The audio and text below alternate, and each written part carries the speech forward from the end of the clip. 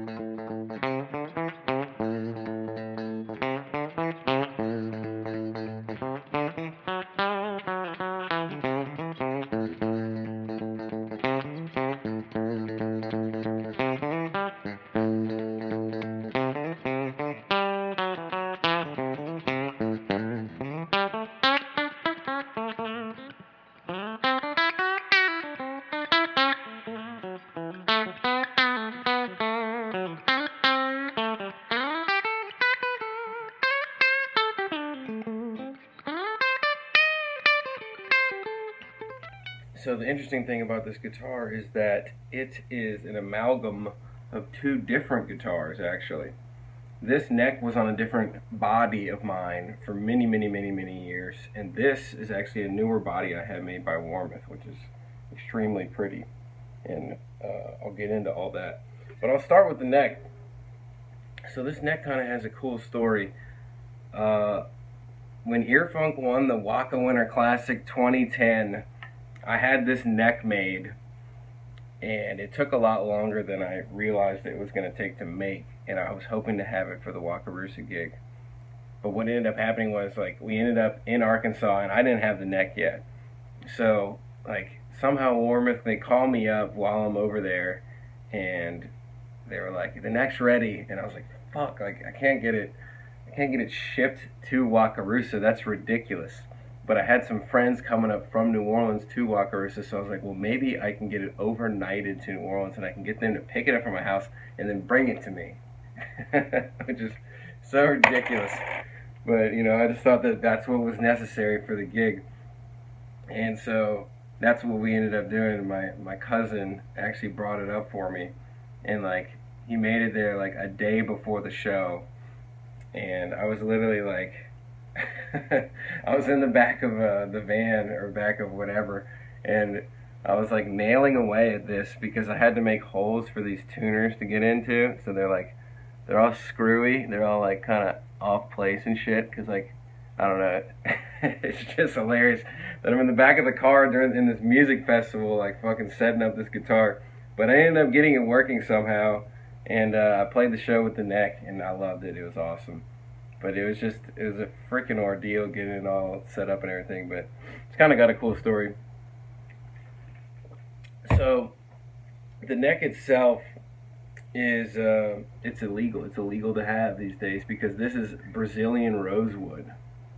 This is an illegal neck. I don't even know if I could be selling it. I should be selling this. I don't know if I can sell it. Maybe not. Who knows? But yeah, it's Brazilian rosewood. It's got my typical perloid block inlays. That's what I love on all my guitars. It's got bird's eye maple on the back. These are the Spurzl locking tuners.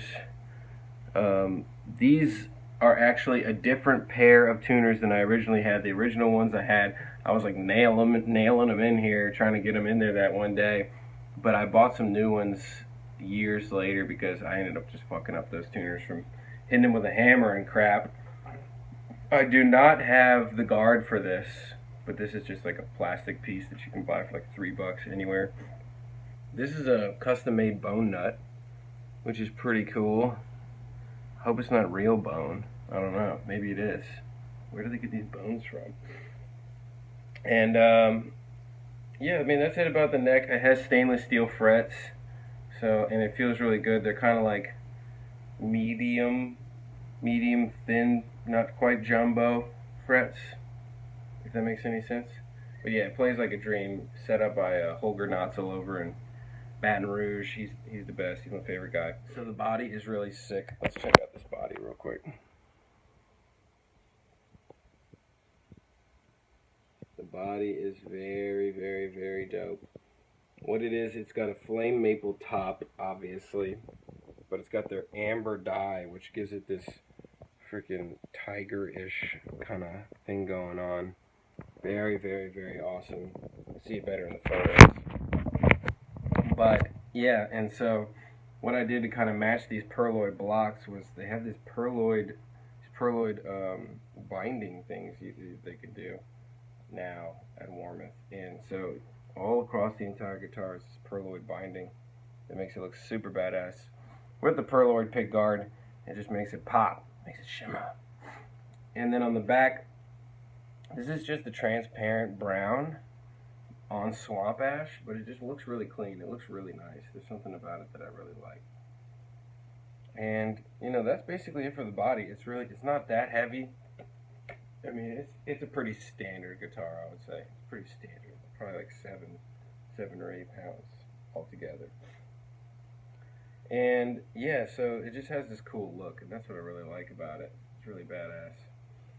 But yeah, there's other finicky, funny things about this. So this bridge is an Eric Johnson tremolo, and when I first got this, like forever ago, I made the mistake of like when I put the tremolo arm in here, it was kind of like bending out this way, and I wanted it to be more like that.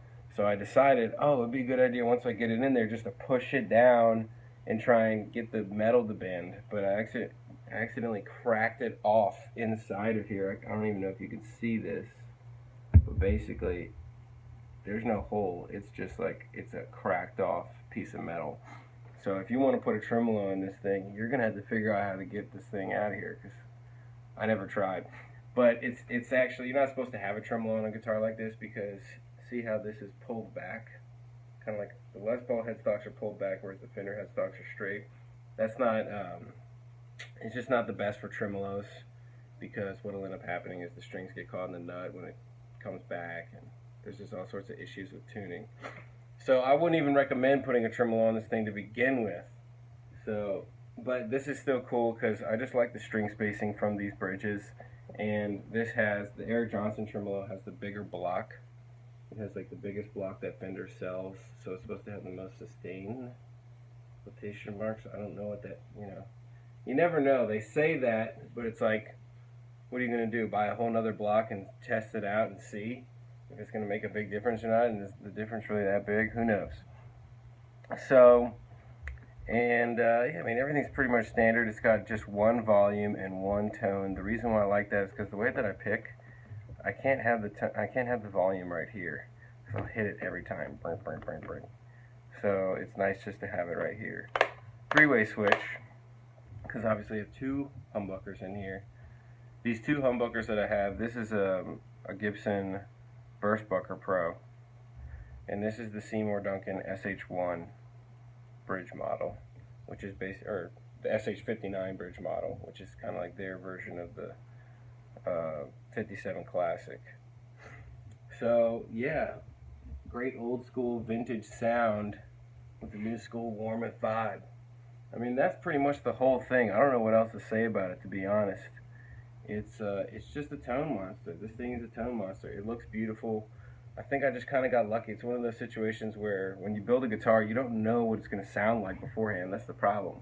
You don't get a chance to pick it up until it's already made. You've already paid for it.